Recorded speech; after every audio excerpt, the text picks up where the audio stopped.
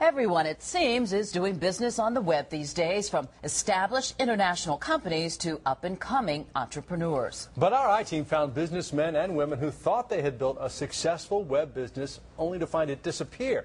Senior I-Team reporter Dale Russell is here now with the trail of the vanishing websites. It's pretty interesting, Russ. They had an idea. They went to a web design company to build their business and thought they were good to go, but they weren't.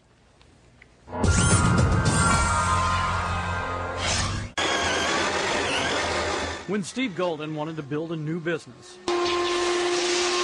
he went to the web. Everything was over the internet. Marcia Savage uses the web to market her pastel paintings. And I am not a hobby painter. I do this full time. It's how I make my living. Both advertise their work on the web under a legally protected internet address or domain name. So what happens if you lose your good name? They owned it. They just had me. There was nothing I could do about it. Steve Golden decided after 30 years in the IT business it was time to build a new life and a new business, rain barrels. He wanted to register and market his company on the internet. He signed on with Global Internet Solutions. The web hosting company promised to provide help with his web page and register his internet address. But it sounded like a great deal to me. Registering your online address is critical. For example, if I wanted to start a new business and register my internet address as dalerussell.com, I can't because some other Dale already has the name registered. What's up with that? Well, it's perfectly legal because he registered first. Golden, in a complaint to the Better Business Bureau, said he got into a contract dispute with Global Internet Solutions, and during the dispute, his web page disappeared. I was out of business. Marcia Savage also complained to the BBB, saying Global Internet Solutions engages in false, misleading advertising. She wrote that during a contract dispute, the web hosting company shut down a website she helped design for pastel painters in the Southeast. The company told the BBB that Savage's complaint was completely false and misleading. I do believe they are tricking people. You think you own your domain name.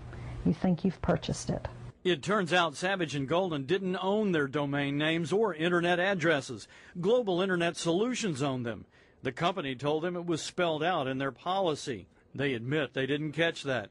So Golden lost the right to use his own business name, Noah's Rain Barrel, on the internet. It's like I didn't exist anymore. Yeah, the company's received some 334 complaints. Gary Allman of the Better Business Bureau in Los Angeles, where Global Internet Solutions is located, is not surprised. More than 300 people nationwide have complained about the company, many from Georgia. Everything from sales issues, billing problems, to the same domain problem as Golden and Savage. The BBB gives Global Internet Solutions an F. The company leases the domain names to you, so there's really almost no recourse. I mean, you can't just move this domain name to another web hosting provider. So I guess you have to read the fine print. We couldn't talk with the West Coast company.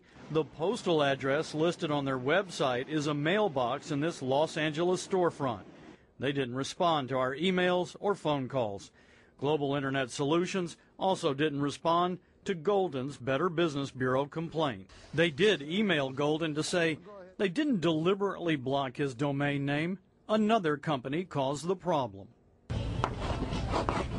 Marcia Savage registered a new internet address for those Southeast pastel painters. Steve Golden had to do the same thing. Both say the loss of domain names washed away profits and caused never-ending business headaches.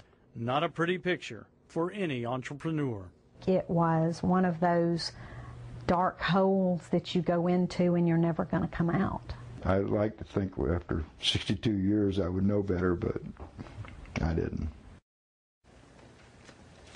Now, Mr. Golden did figure a way to get back into business. His company is now noahsrainbarrel.net, and he's back in business. And the Southeastern Pastel Society is now southeasternpastel.org. hijacked.org. So there's another way to skin that cat, I guess, Russ.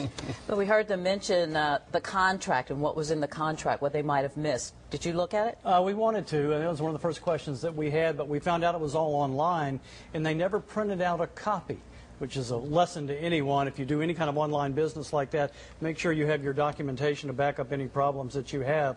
But they did say that the wording of it was not clear, and that's why they didn't realize that they didn't own the rights to their domain names. If you start a business like that, if you get a domain name, you got to be very careful. And as Russ, as we were saying, you can register it yourself. You don't have to have another company do it. And pay for it and make sure it's done. It's about $9 a year. All right. Dale, thanks very much.